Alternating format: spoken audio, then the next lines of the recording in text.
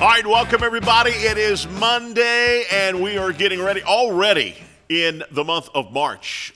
Incredible. Hey, LSU baseball now the number 2 team in the nation after winning their games at Minute Maid Park yesterday and all weekend long. My brother went to the game. Unbelievable seats to see them beat Texas Longhorns. They beat University of Louisiana, the Raging Cajuns, but tough game. It was a tough game, close game. They always play them tough, but they won over in Houston, Texas. How about the LSU basketball team? Another winner this week. And right now, they're not on any bubble on getting into the NCAA tournament. How far do they have to go to the SEC tournament in a couple of weeks for them to be on the bubble? Or do they have to win it all? Probably so, but we'll talk more about that. Southern University men's basketball. See, I'm wearing my Southern shirt today. Southern University men's basketball team has lost 3 in a row. And it's something they've been doing for the last few years, even with a new coach. And right now, they are struggling with that.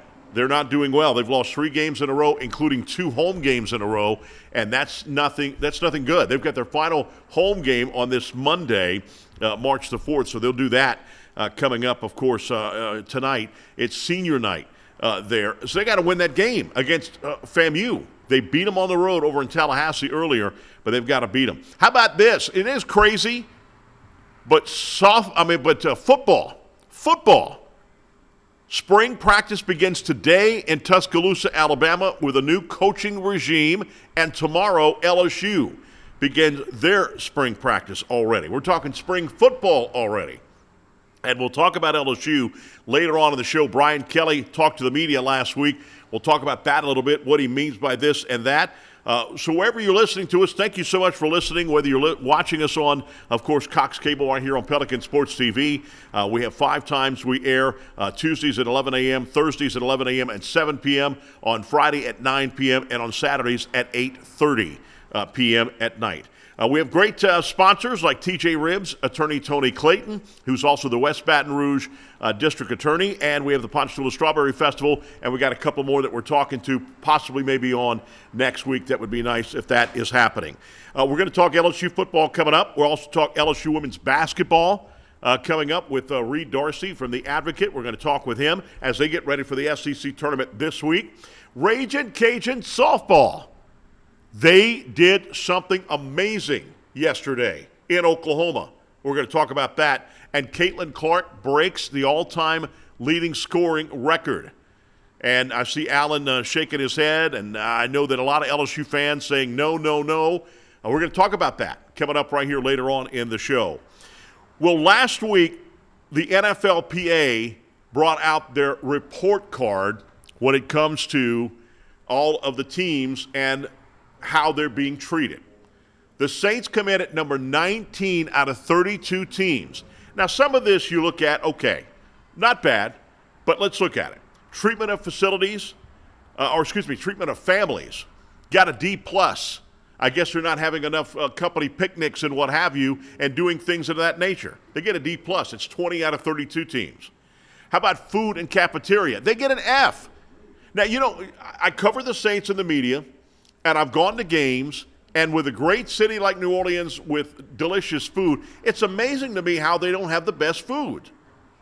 So in this situation, they don't have the best food either. But they are redoing their cafeteria, and that's why their spring training, well, actually not spring training, Evel Knievel going by there, not spring training, but also they're going to have their summer practices going to be in Los Angeles, it looks like. They get an F out of that. They're 30th out of 32 teams in New Orleans, the worst cafeteria in the city of New Orleans. Nutrition, dietitian, they're at a B-. Locker room, B. And I'm assuming they say locker room, not the Superdome, but the actual training facility right there on Airline Highway. Their training facility, their training room, B+.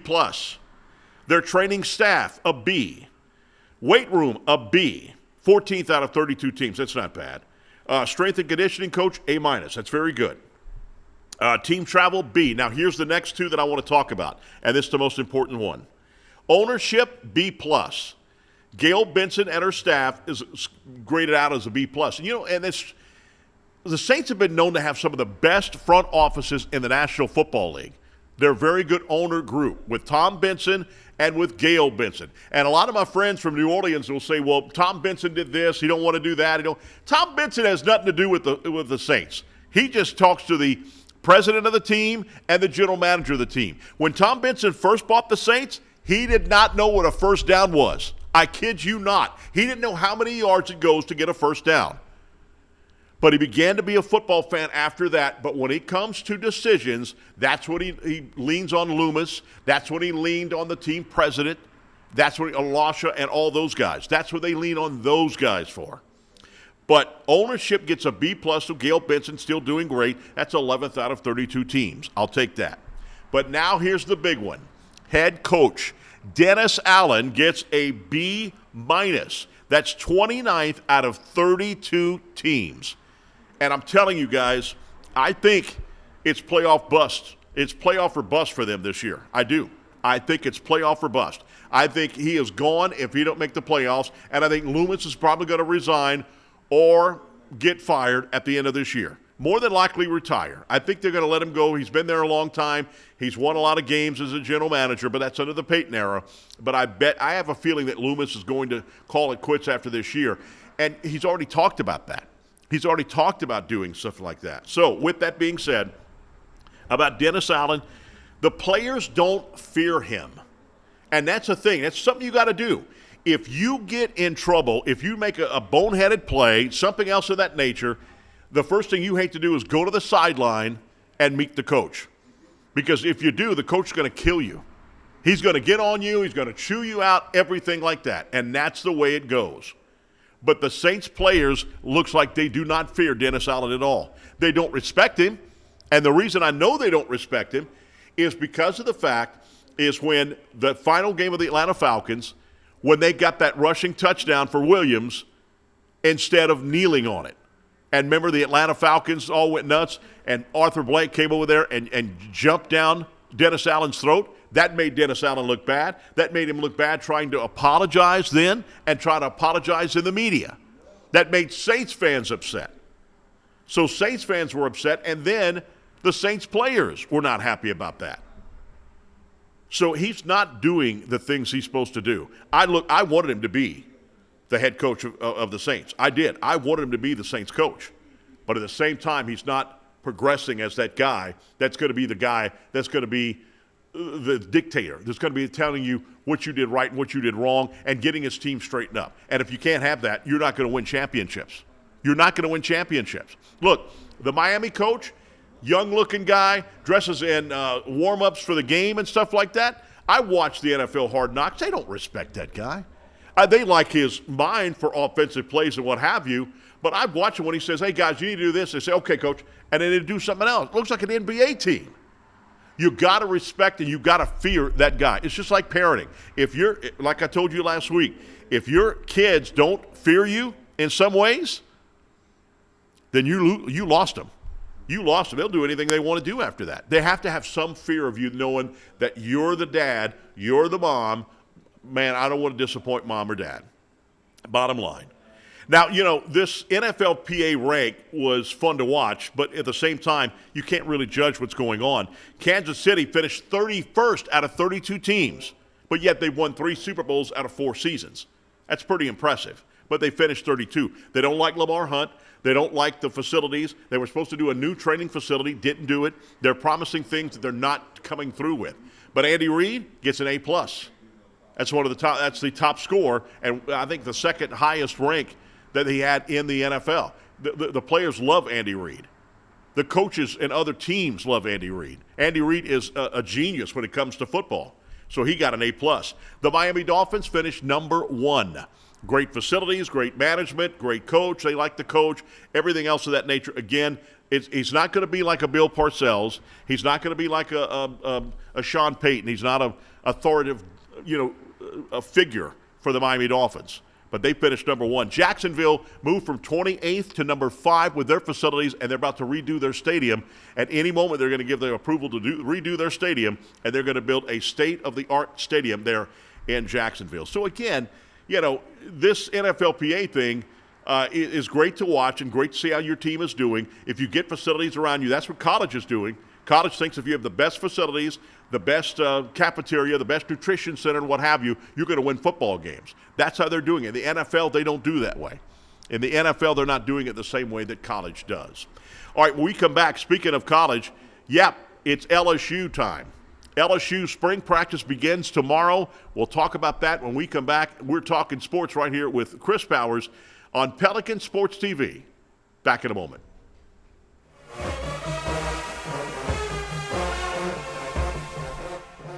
We're a nation of hardworking Americans, and businesses will always be the lifeline of this great country.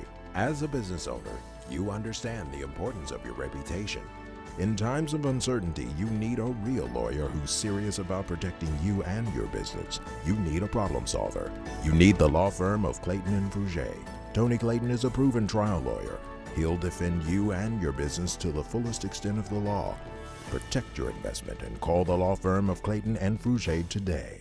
We already know that TJ Ribs on Acadian I-10 is home to the world-famous baby back ribs. But did you know they're also champs in catering events and the most delicious wings in Baton Rouge? TJ Ribs wings are flavored to perfection and starts a party in your mouth. Served with homemade wing sauce and ranch dressing. TJ Ribs can also cater any event, large or small, with the MVP, the Heisman, or even if you're feeling the Natty Package. Call 225-283-1035. Come enjoy a drink at the 50-foot bar and take a picture with the Heisman Trophy at TJ Ribs, a Baton Rouge original for over 30 years on Acadian and I-10.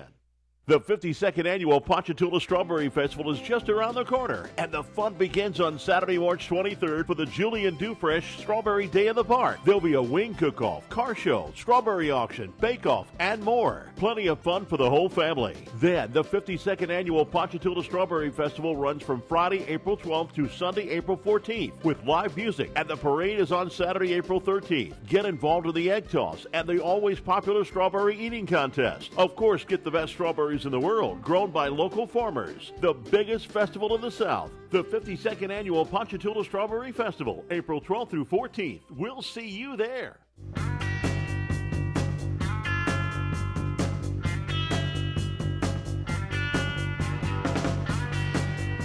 All right, welcome back, everybody. Pelican Sports TV here on Cox Cable. We're in New Orleans, of course, reaching around 2 million households. New Orleans, Baton Rouge, Lafayette, and in Morgan City. We are here talking sports with myself, Chris Powers. And, we talked about locker room just a minute ago. And Jonathan is here with us. Jonathan's a big guru when it comes to sports. Jonathan, what was your favorite Saints team? Well, obviously, the 09 Super Bowl team is right. special. The 06 run to the NFC Championship, the first year with Peyton, Breeze, Reggie Bush, Colson, you name it. Those teams hold a special place. But, 2018, Kamara, Michael Thomas going to play the Rams in the Superdome. NFC Championship that I bring my son to, and the NFL chips us out of a chance to go to the Super Bowl with that no call. But got to say that 18 team was certainly special, a lot of fun. Stand Up and Get Crunk was hot in the Superdome. They brought out the Chopper Style song, so that the environment in 2018 was a lot of fun. But any of the Drew Brees teams would have been fine, except for the ones we went 7-9 with. But great question, Chris. It's hard to single one out, but I'd say 09 Super Bowl, 06 NFC Championship run, and probably 18 we got robbed. That's right, we did. And do you think Sean Payton lost the locker room at any time?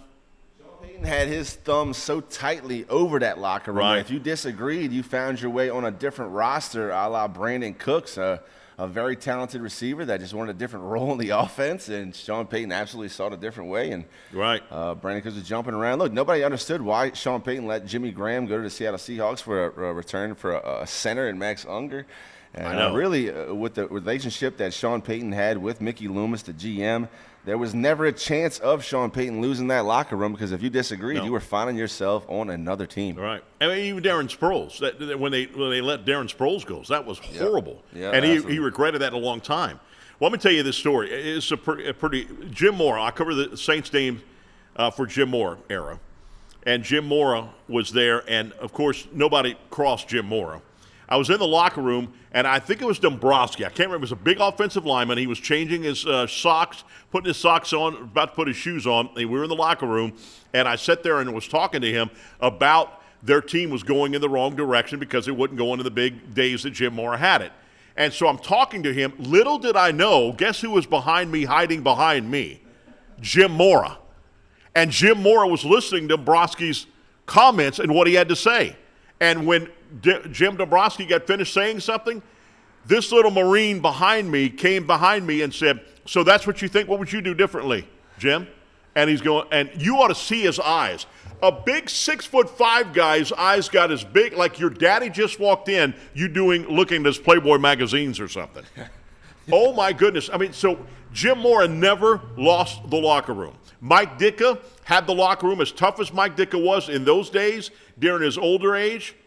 He got in a fist fight with Eric Allen after a football game. Eric Allen was a great defensive back guy. Ditka goes to try and talk him and fuss at him and get on him and chew at him. And Eric Allen punched Mike Ditka, and they got in a fight right there in the locker room. And that's old school football right there. That's old school football. That's why today's coaches can't make it. That's why you can't have a guy like a Bill Parcells or anybody like that, because you bark at your players are not going to – they're going to – you lost them. Jim Haslett, another guy. Haslett was not a big defensive player like he was. Haslett told me that when he goes home, he can't get like a bowl or a shelf off the a cup off the top shelf, because he can't raise his elbows that high, his shoulders, because his shoulders were gone from playing in the NFL. He was a big, bad linebacker for the National Football League. But when it comes to discipline as a coach, he wasn't that guy. I mean, even London Fletcher in Washington called him out on that in 2014. He wasn't that guy.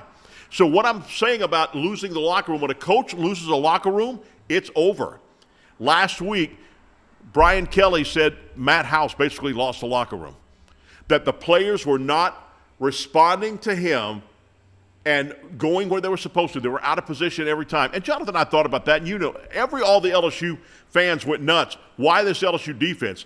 The first year Brian Kelly was here, Matt House, they didn't want him to go to the NFL. They were afraid he was going to the NFL. The second year, all of a sudden, Matt House is a bum. He can't coach football. So, Jonathan, I know you heard a lot of people talking as well about that Matt House just wasn't a good coach. We now get confirmation that the players, he lost the locker room.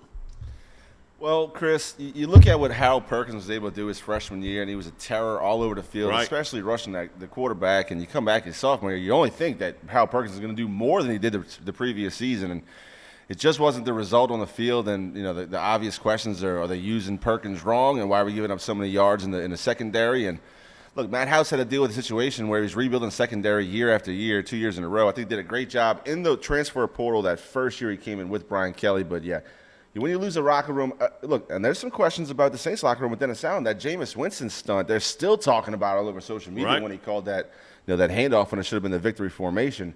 You lose that locker room, and these you can't get it back. Look, these are all alphas, Chris, right? These are alpha males that are used to having their way, imposing their will on other alpha males. And, yeah, they lose respect for you. You're absolutely right. You cannot get it back. You know what happened with Harold Perkins last year? The reason they moved him to outside linebackers because Matt House says that we don't have a good defensive back. We don't have good defensive backs, so we need him to go in coverage. As good as he was in rushing the quarterback as an inside linebacker, we need him to go back and go into deep coverage, because that's basically probably what the NFL is going to want him to do. Look at Demario Davis. Demario Davis is 20, 25 yards down the field sometimes, but he's an outside linebacker. Perkins was unbelievable as an inside linebacker. You don't try to fix what's not broken. And so he didn't put pressure on the quarterbacks because he was out in coverage. Now, the good news is, so Jonathan, and I know that you've got a lot of kids that play sports and what have you. Hey, practice is great. I hate to sound like Allen Iverson here. I'm not an Allen Iverson fan. I watch him in basketball. He was good.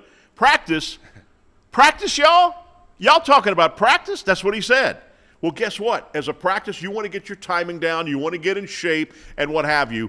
But when you play in a game, it's so much different when you play in a game. A game experience is night and day to practice experience. And that's what Brian Kelly said last week. We've got 10 out of our 11 returning players coming back that have playing experience.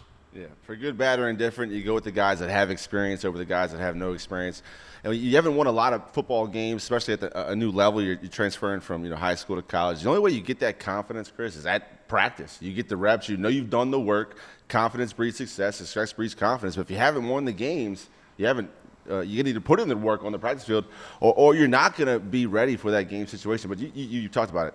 Demario Davis, the Honey Badger, guys like Cam Jordan, you can't really put a dollar amount on the intangibles that you get from these guys. Off the field in the locker room, they're great leaders. How to handle yourself as a professional, how to handle the money aspects, your family, how to balance that personal, social life. Look, if Zion Williamson had a mentor, a veteran on the Pelicans, somebody to show him how to be a professional, a lot of this off-the-court stuff might not have been so public, so embarrassing for Zion to handle at such a young age. These guys are 21, 22 years old, Chris. I mean, I don't know if you would trust a lot of 22-year-old adults with $90 million and say, here you go have fun, but you better show up to work on time and be ready for practice. It doesn't often work out like that. I'm glad you bring up Demario Davis. Do me a favor. Google Demario Davis' stats, because get this. I don't know what he got this year. All but 2 years, Demario Davis had over 100 tackles every single season. I don't know what he got this year, though. I'll look it up for you. And that's unbelievable. Every year he's gotten over 100 tackles. That guy is impressive as hell. Hey, just welcomed the brand new baby into the world, too. The Davis had a brand new baby. I think they have 6 kids now between him and his lovely wife, so congratulations to the Davis family. And what family. A great father figure this guy is. Absolutely. That guy is an unbelievable player. As great of a player as he is, he's a better person. Look, I'll tell this story all the time, Chris. I have a buddy that lives on the same street in Metairie as Demario Davis. We set up a little lemonade stand out on the street and just have the kids making a few dollars or what have you. Well, Demario Davis pulls up, unbeknownst to my wife and child, but I knew who it was immediately. We were charging $1, one single dollar bill for a cup of lemonade. Of course, Demario didn't have any cash, so he took my friend's Venmo down and said, when I get to the house, my wife is going to Venmo me some money. $100 is what Demario Davis tipped us. Did not have to do that. I was not expecting any kind of tip. We would have given him the lemonade for free, but he just wanted to help out the kids. It's such a great look. At the same story. Halloween night, I go back to the neighborhood. Demario Davis has a crowd of 300 little kids outside of his garage, just waiting for him to turn on the light and show his face for 5 minutes. Me personally, I would not be that comfortable having all those people standing outside of where I live with my children. But Demario, such a class act, came out, signed a few autographs, thanked everyone for coming out, but to ask everyone to just please respectfully take your candy and leave. His kids are trying to also trick or treat. Handled it like a complete gentleman. Absolute class act. Unbelievable. And he made his second Pro Bowl last year. Unbelievable. That guy, like I said, I think it's 2, maybe 3 years he hasn't gotten over 100 tackles. But I don't know what this past year, how many tackles he had. Looking it up right now. All right, thank you. I appreciate it. Jonathan Poche, great guy. And he's just an encyclopedia of sports. New defensive coordinator Blake Baker for the LSU Tigers seems to be a perfect fit. He played at Tulane. He coached 2021 at LSU at linebackers coach, then went on to Missouri and turned Missouri's team just like that, their defense. He's from Houston, but his wife is from Mandeville, played at LSU, was a soccer star at LSU. And as we mentioned, Harold Perkins will go back to the inside linebacker spot. That's where he's best. If you don't put pressure on the quarterback, a quarterback will pick you apart. That's what Milroy did in the Alabama game. He will pick you apart. And you've got to put pressure on the quarterback. LSU did not put enough pressure on the quarterback last year. That's why they talked about that. Look, Kelly says last week that his defense is talented, but it's still very young. Very young defense, and they've got to be able to get that going and be able to have a better – because they had a championship-caliber offense last year, but not obviously a championship-caliber defense in the SEC. And another thing he talked about, recruiting in the state of Louisiana. He recruited 8 out of the top 10 players in the state last year, and he's looking to do that again. Right now, LSU is the #1 recruiting class in the country for next season, so hopefully that will continue to go. By the way, the NCAA, Jonathan, I don't know if you know about this, the NCAA is trying to do now 3 recruiting periods they're going to have, which I still think is horrible. It's going to be in June, December, early December now, before championship games, and February. Again, get rid of the December one. Put it in August and let it be done with, and you're done with it. These college coaches with as least time off as physically possible. Give him one day off in the year. To answer your question, Demario Davis, real quick, he did have 74 solo tackles last year, 6.5 sacks, and he did force a fumble. So 74. Just solo. Yeah, so, I mean, he didn't get the 100 that he normally gets. But my goodness, that's unbelievable. And then, of course, also Cam Jordan was hurt a little bit last year. We didn't know that until the Mickey Loomis press conference. We was playing on one leg. But he's slowing down. Demario Davis is slowing down. So the Saints, as far as the Saints go, they're going to have to make adjustments for that because you've got two old guys that are slowing down in Cam Jordan and also in Demario Davis. Another big question, do you pay Ryan Ramczyk, who has proven himself to be one of the best offensive tackles in the land? Yeah. So. And it looks like they're saying he's looking good, maybe come back. But the Saints still have 4 contracts they've got to work on. We talked about that last week. Be able to get under the salary cap by March 13th. That's when the NFL year starts. So we'll see if they can do it. So it's going to be interesting to see both from the Saints. I mean, spring football is about to start for LSU tomorrow. The Saints, of course, will be getting ready for their draft. The combine was this past week, so that was big. And I know that there's some good deals with the combine. Met with the Heisman Trophy winner. Who's that guy, Jaden Daniels? Everybody went nuts over that. They meet with all kind of players. Yeah, Chris, and I got to correct myself. I did tell you the solo tackles for Demario was 74, but they do give him credit for 121 total. Oh, so he did get the assisted. 100. That's right, with the 47 assists. Also had 12 tackles for loss. So, right. So an outstanding year for 56. I mean, the guy's unbelievable. I mean, when is this guy going to slow down? He's got a motor that just won't quit. He's all over the field. It's just unbelievable. Like I said, I think it's only 2 years when he was over in Cleveland. I think it's only 2 years he didn't get 100 tackles. Right, for the Jets. Right. New York, right. New Jets. Yeah, I mean, isn't that crazy? Yeah, unbelievable. Yeah, definitely been one of the most productive free agents the Saints have brought in outside of Drew Brees, obviously. But, yeah. On and off the field. And then when his little child was sick, they were getting treatment in Nashville. Gail Benson said, here's the team jet, and that's what you do. Yeah. That's what you do to repay a guy like that. Let me ask you, Chris. You talked about Jaden Daniels, Heisman Trophy winner. With the draft, the combine was this past weekend. You had the big Gullies running their speed. Saw a guy break the record. Right. Xavier Worthy was cruising 4.21 on the 40. That's absolutely flying, but kid out of Texas. Anyway, Chris, you look at the quarterbacks available. They're talking about Jaden Daniels might go anywhere. Top 3, do you see him getting out of the top 5? Don't see him coming to the Saints at 14. Be too much draft cap for the Saints to trade up and try to get a quarterback that's going to be going in the top 3. So where do you have him? I see Jaden Daniels going to New York at 6 if they don't move out the spot. Do you think he'll do the same thing he's done at LSU? In the NFL? He's going to have to put on some more weight, Chris. It's going to be hard for him to run. But the thing is, see, these SEC defenders who are already pro defenders playing in college, they all told Jaden Daniels, look, you're faster in person than you are on tape. He's able to run around SEC defenders in the secondary and on the line. That's not something you see every day. Right. So his speed will translate a lot like Lamar Jackson, but a lot like Lamar Jackson, you always run the risk for injury. He's got to put more weight on him. His deep ball is good. It kind of floats a bit. The NFL football is bigger, and his football kind of goes to a wounded duck when it gets to a deep route. That's going to have to change. Going to have to do better than that, I think. I don't know. I'd have to look at a lot of tape on Jaden Daniels and go to the LSU Pro Day and see how that is and stuff of that nature. But don't be shocked if Neighbors is drafted before. Hey, I'll tell you this, Daniels. Chris. After seeing what Caleb Williams refused to do at the Combine, I absolutely take Jaden Daniels over Caleb Williams to lead my franchise. Do. I think he's a My problem man child. Comes out in a dress a week before the Combine. Then he refuses to participate. Sorry, thank you for playing in college, but I will pass and select somebody else. I think he's not as talented as I've seen clips of him. He's not as talented as a lot of people think he is in game situation. I don't like that at all. But I think that's going to I love Jaden Daniels as a kid. There's no way that Jaden Daniels is going to be able to run around in the NFL because you've got guys that can do 40-yard dashes any day of the week and twice on Sunday running at a 4.5 and a linebacker a 4.4. And by the way, John, you talk about that 4.2. In 20 years from now, we're going to have a guy that runs a 3.99? They might just be flying. I mean, you got linemen. So when I played the game, we'd go and slap the back of an offensive lineman, and he can't catch us. We'd slap him or whatever and do stuff like that, hit him in the private parts, just play with him, just do stuff like that, And he couldn't catch you. They run now a 5 flat and a 40. You can't do that anymore. You got a 300-plus guy running a 5 flat and a 40, good night. That kid from Wisconsin is almost 6'8", and he ran a sub-5 flat in the 40. How is that humanly possible, Chris? That's a giant. That's a giant. That's a big guy running after you.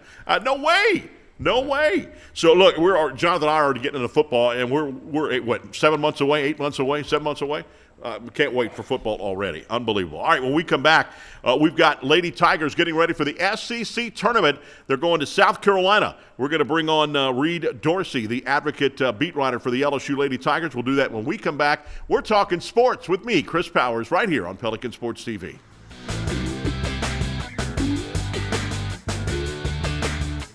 The 52nd annual Ponchatoula Strawberry Festival is just around the corner, and the fun begins on Saturday, March 23rd for the Julian Dufresh Strawberry Day in the Park. There'll be a wing cook-off, car show, strawberry auction, bake-off, and more. Plenty of fun for the whole family. Then, the 52nd annual Ponchatoula Strawberry Festival runs from Friday, April 12th to Sunday, April 14th, with live music, and the parade is on Saturday, April 13th. Get involved in the egg toss and the always popular strawberry eating contest. Of course, get the best strawberries in the world, grown by local farmers. The biggest festival in the South, the 52nd annual Ponchatoula Strawberry Festival, April 12th through 14th. We'll see you there. We're a nation of hardworking Americans, and businesses will always be the lifeline of this great country.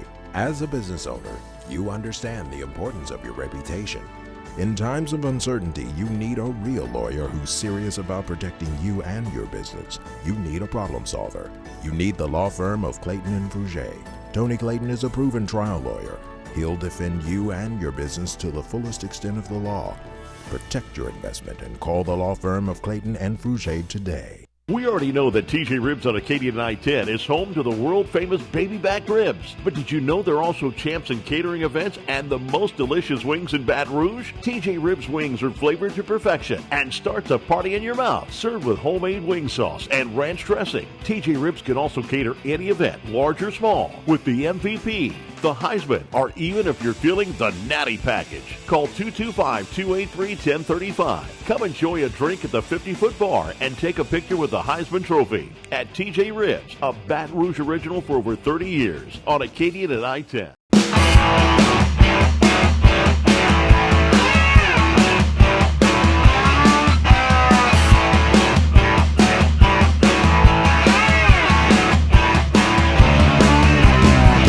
Cable watching us in the New Orleans area. 89% of the New Orleans metro area gets Cox, so thank you so much for joining us here in Baton Rouge and also Lafayette and a few other places. Good to have you with us, and you can even go on the app and get it right there. All right, the LSU Lady Tigers in the SEC tournament this week in Greensville, South Carolina. LSU is the second seed and won't play into the quarterfinal round until Friday at 6 o'clock against either Arkansas or Auburn. I know Auburn's going to be tough. We'll talk to Reed about that in a moment. LSU is now 26-4 and seem to be getting hot at the right time. In fact, get this. Since that loss against Mississippi State back on January 29th, the Lady Tigers have beaten their opponents by an average of 21.5 points per game. Pretty impressive. Reed Dorsey joins us on the line right now. And Reed, first of all, good afternoon. Thank you for being here, brother. Hey, Chris. How are you? Always happy to be here. I'm doing great. Now, do you feel that this team is finally hitting its stride? Yeah, I do, and I think Kim Mulkey feels the same way. Yesterday, she sort of said she was kind of frustrated with the overall effort that they gave in the Kentucky game, but she did say something along the lines of that they're peaking at the right time and that they look how they're supposed to look at this point in the season. I think the last 8 games really show that they've really played defense to her standards, and that's really been a talking point throughout the whole season for her. She wanted them to improve defense, and then she wanted them to really focus and lock in and communicate better, and they really have. If you look at the last 8 games, all wins, like you said, they've won every game by 20 points on average, but they've also held each team under 40% shooting, and that's a big deal for Mulkey because she really wants. She really looked at that benchmark after every game. Did they hold their opponent under 40%? And it's something they've done in 8 straight games, and so I'm sure that's a big deal for her. I'm sure that's a big sign of confidence going forward for her and her team, and yeah, it seems like they're really gelling and they're really clicking, and it's the right time of the year for that to happen. When you and I talked a couple of weeks ago, we talked about their first-round tournament. So now, do they have enough wins before the SEC tournament to host a first-round tournament here in Baton Rouge? Yeah, it sure looks like that they do. In the latest, sort of unveiling of the NCAA tournament's current seeding picture, they're a number 3 seed, and they're ranked 9 out of 16 teams. So it looks like they're pretty safe as a 3 or a 4. No matter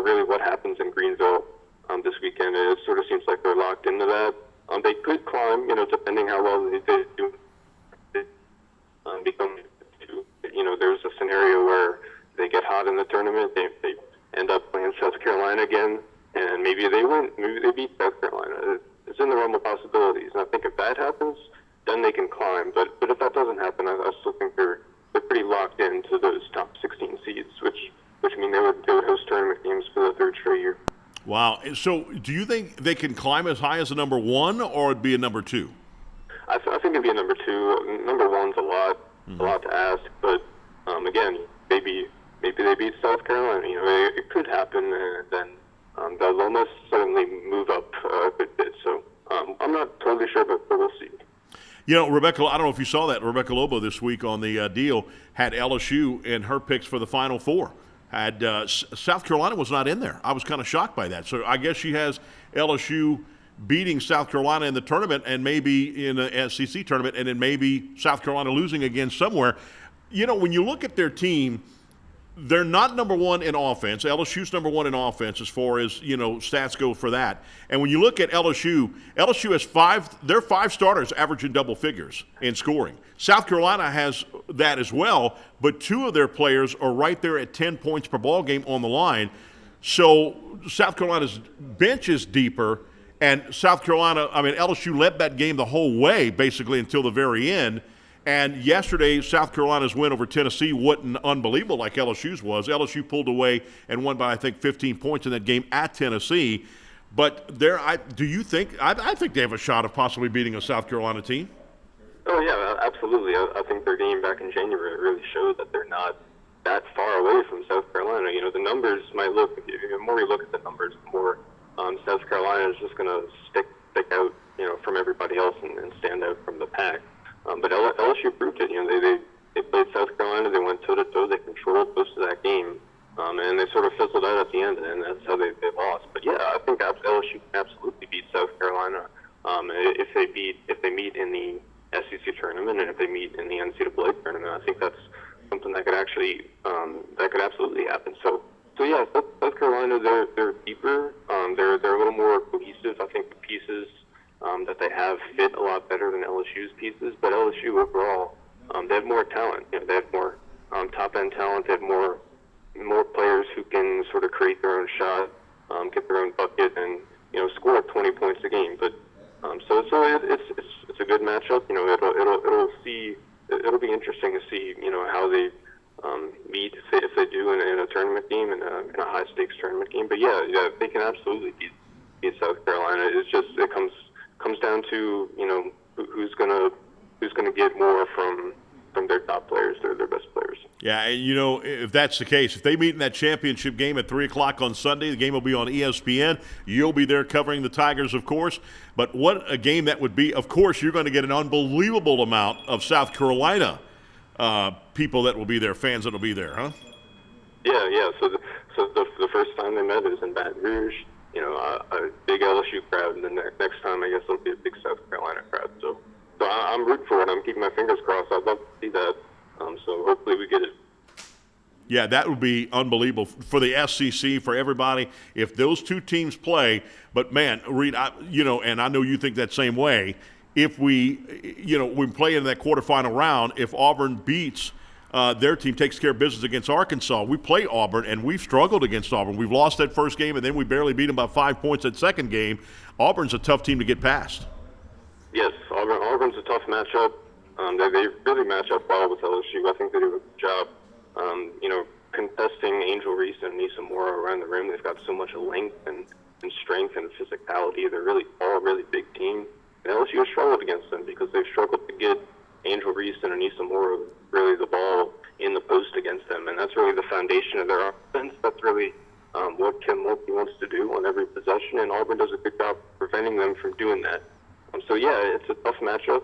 And I think if LSU, meets up with Auburn on Friday, it's going to be, difficult to get past them. They're certainly going to bring a lot of energy and effort, and they're certainly going to make it as difficult as it possibly can on LSU. So I'll be looking for that. I'll be looking to see how LSU responds to that physicality that they'll provide if that's ultimately the team they play Friday.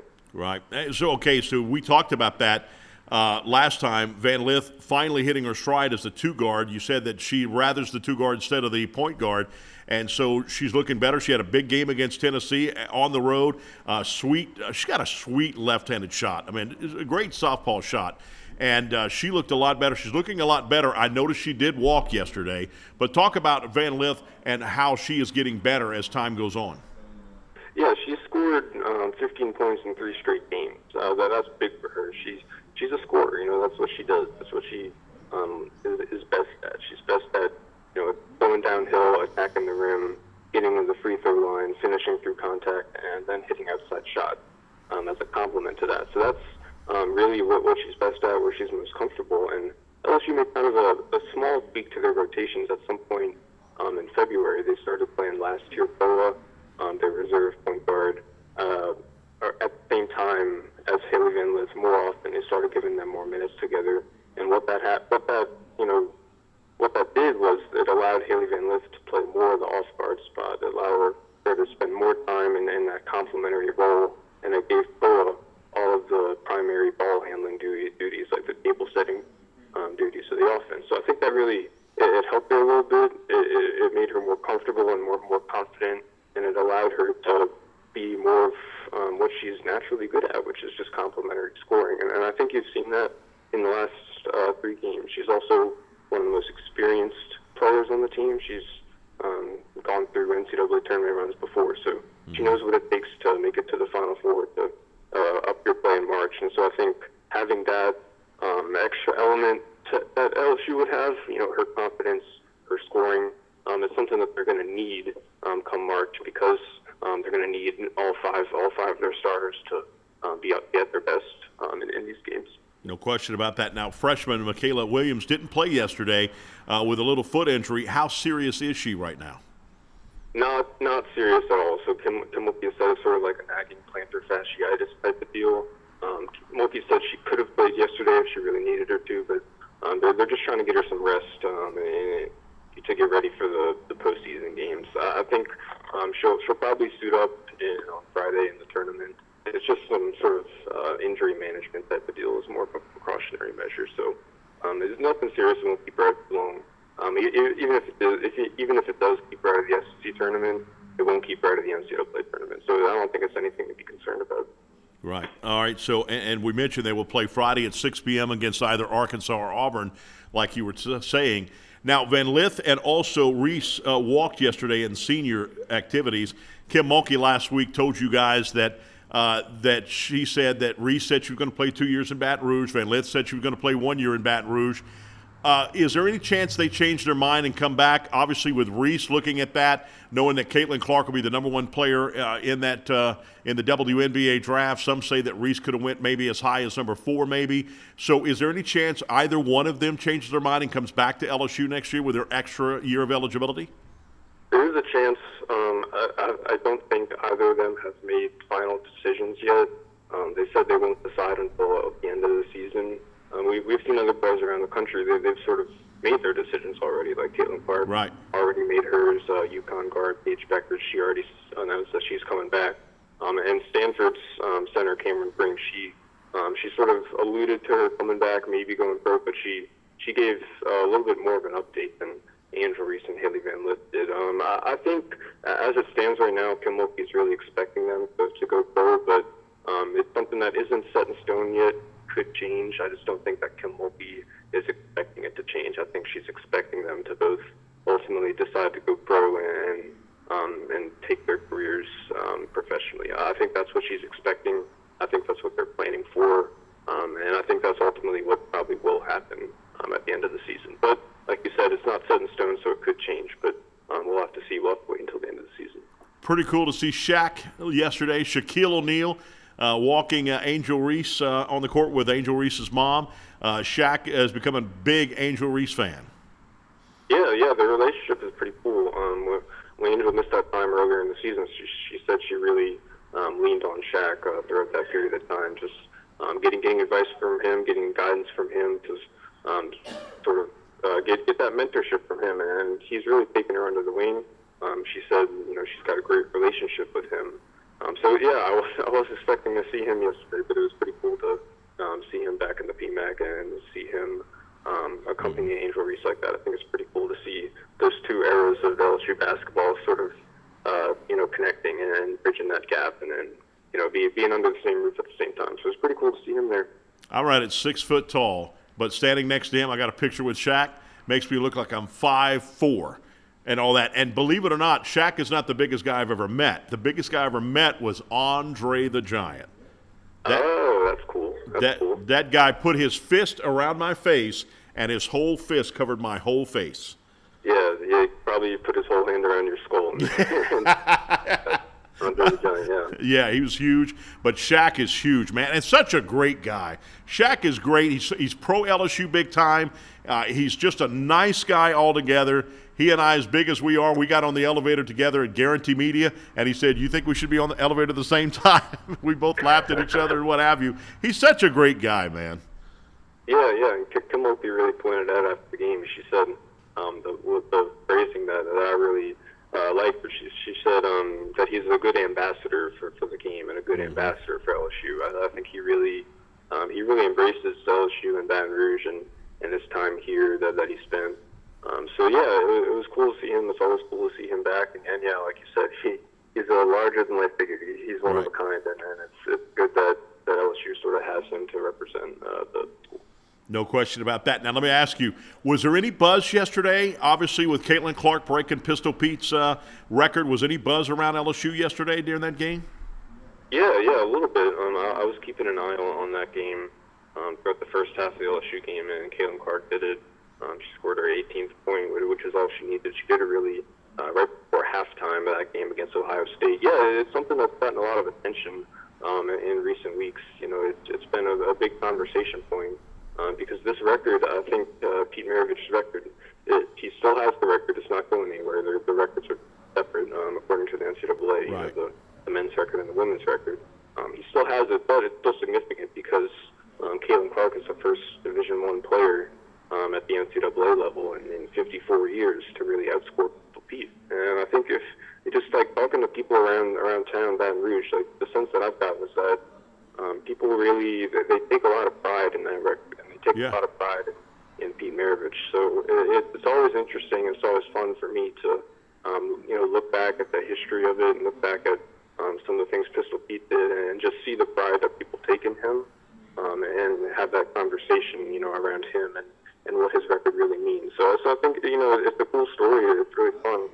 I don't think people should really get caught up in, what it means that Caitlin Clark outscored him, or get caught up in, how we talk about it or the words that we used to talk about. It's more just like celebrating what Pistol Pete did and celebrating the significance of what Caitlin Clark is accomplishing, because it is significant. It's been, like I said, it's been 50-plus years since anybody's been able to outscore Pistol Pete. Nobody's done it before. She's the first. So I think it's a pretty cool story, and one that I've had a good bit of fun covering the past couple months. No question about that, and I agree the same thing. All right, now let me ask you this, and one more question. It came out last week that that LSU wants to build another arena, going to cost about $300 million. That's what the TAF is going to pay in that. Don't know if the city government will pay any more or the state of Louisiana will pay any more, but it looks like there's going to be a new PMAC. Have you heard any of the plans for that? Where would it be at? I know that somebody had talked. I think they're going to move the track, the Bernie Moore track field, somewhere else. Could it be there? Could they keep the PMAC for the gymnastics or volleyball? Or is it going to be a whole new facility? What are you hearing on that?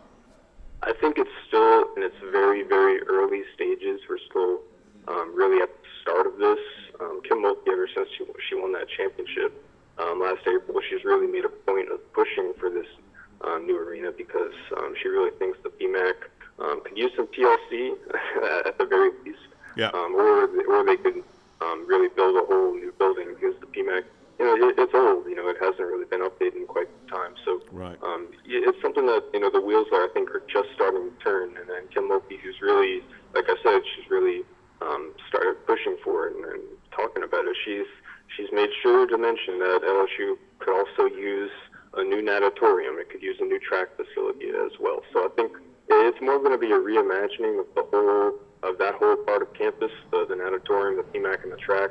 I don't think any plans are solidified as to what that'll look like yet, but the conversations are now just starting to happen, and they're trying to figure out the best way to do it. And as part of the arena, what's being discussed is that'll be a multi-purpose venue. It won't be just for basketball or gymnastics. It'll also have concerts, events, and it'll serve multiple purposes. And I think that's what other arenas like Texas and maybe I think Baylor as well have sort of done. They have followed that blueprint with their new arenas. So I think it's something a path that LSU could take. But like I said, it's still very early, and we don't exactly know what it's going to look like yet. Definitely. So, well, Reed, we may have to talk to you again next week as LSU will be done with the SEC tournament and going into the NCAA tournament, and hopefully it'll be right here in Baton Rouge. Yep, happy to come on anytime, Chris. Thank you so much. Thank you. You're good. Reed Dorsey. Read his stories on The Advocate. You can read it right there at online, or you can also pick up your newspaper and read it like the old-fashioned way. Do that. All right, when we come back, we're going to talk about that. Big news from UL, the Ragin' Cajuns, and also Caitlin Clark breaks the all-time record. We'll talk more about that coming up here in just a moment as we're talking sports right here with Chris Powers right here on Pelican Sports TV.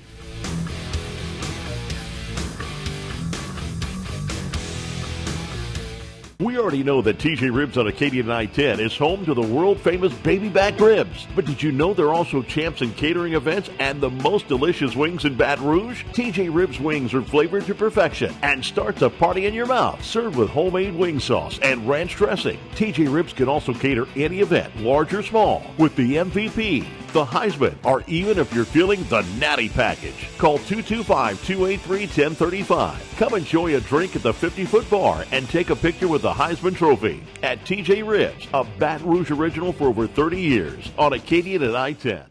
The 52nd Annual Ponchatoula Strawberry Festival is just around the corner, and the fun begins on Saturday, March 23rd for the Julian Dufresh Strawberry Day in the Park. There'll be a wing cook-off, car show, strawberry auction, bake-off, and more. Plenty of fun for the whole family. Then, the 52nd Annual Ponchatoula Strawberry Festival runs from Friday, April 12th to Sunday, April 14th with live music, and the parade is on Saturday, April 13th. Get involved in the egg toss and the always popular strawberry eating contest. Of course, get the best strawberries in the world, grown by local farmers. The biggest festival in the South, the 52nd Annual Ponchatoula Strawberry Festival, April 12th through 14th. We'll see you there. We're a nation of hardworking Americans, and businesses will always be the lifeline of this great country. As a business owner, you understand the importance of your reputation. In times of uncertainty, you need a real lawyer who's serious about protecting you and your business. You need a problem solver. You need the law firm of Clayton and Fouget. Tony Clayton is a proven trial lawyer. He'll defend you and your business to the fullest extent of the law. Protect your investment and call the law firm of Clayton and Fouget today.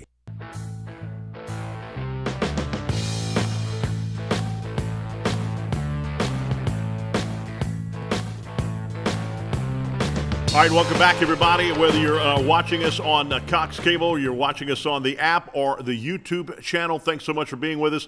Talking Sports with Chris Powers right here on Pelican Sports TV. Airs 5 times a week right here on this same channel you're watching it. How about the University of Louisiana Ragin' Cajuns yesterday? Beating Oklahoma in softball, and Oklahoma's 71-game winning streak is over. Unbelievable. You know, this is not the best Ragin' Cajun team, by the way.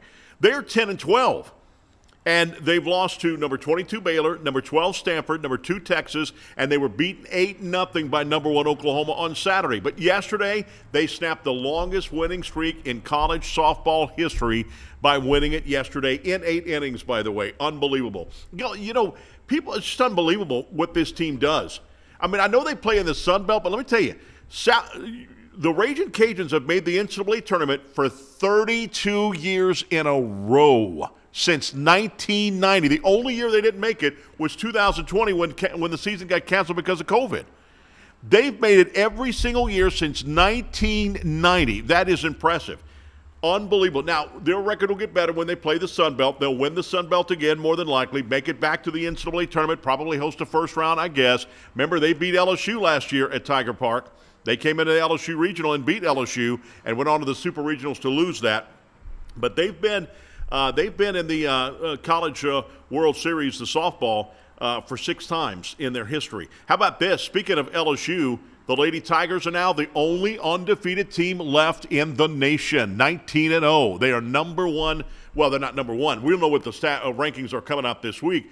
But they're the only undefeated team. 19-0. Alabama got beat this week. Oklahoma got beat yesterday. So That's good there. LSU is number 5 of the nation as of right now as we're broadcasting with a 19-0 mark. We'll see how they're going to be later on. Caitlin Clark breaks the all-time NCAA basketball record.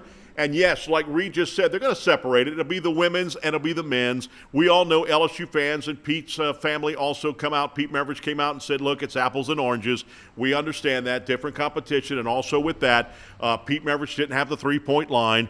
Also, he played in 83 games. We understand that. Look, last year, Antoine Davis came close to doing it. I'm going to tell you this. I told people for years, always people say records are made to be broken. Jonathan, I know you probably say the same thing because you're an encyclopedia. I said this record will never, ever be broken because for the men's side, if a guy's that good, he's going to the NBA. He's not going to stay in college. And for the women's side, I didn't even think about that, but Caitlin Clark did an unbelievable job, and I did not think that record would be broken. Antoine Davis came pretty close last year. I mean, obviously, consider the 5th year, 6th year, 7th year eligibility. Right. Getting these days, plus you count the three-point line. Hey, Chris, I'm in the same boat. I did not think that Pistol Pete's record would be even challenged by a girl. No.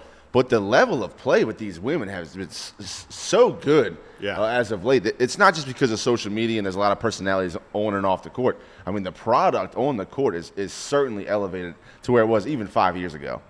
Head coach of Wisconsin, Bobby Kelsey, said this about women's basketball. This is her direct quote. Put your cell phones down and get your butt in the gym and practice your outside shot. And that's what Caitlin Clark did. Yep. That's what Caitlin Clark did. I mean, that didn't happen just overnight that she's a good shooter like that. She spent hours. Larry Bird used to shoot before a game 100 shots before a game started. And this is an NBA regular season game, 100 shots. Kobe Bryant would always be there, right there at the Staples Center, working like it was a game and sweating his butt off and everybody looking at him, and then he'd go out and score 40, 50 points in that game. That's just an extra special player that you do to get that. Hey, next week on the show, we're going to try to get SWAC Commissioner Dr. Charles McClellan on. He's the NCAA chairman of the selection committee. That's right. The SWAC Commissioner is the chairman of the NCAA selection committee, and we're going to try to get him on. I talked to him this week. He's got to get word approval from the NCAA and all that. Also, LSU men, are they on the bubble? Right now, no. The LSU men's basketball team is not on the bubble, but the SEC tournament is coming up. They're going to be in Nashville, and they've got an opportunity possibly to make some noise there. They're getting better as time goes on as well. What about McNeese? Does McNeese have to win their conference to get to the NCAA tournament? Possibility. We'll see. We'll see you next week right here. I'm Chris Powers, and we're talking sports on Pelican Sports TV. Have a good one.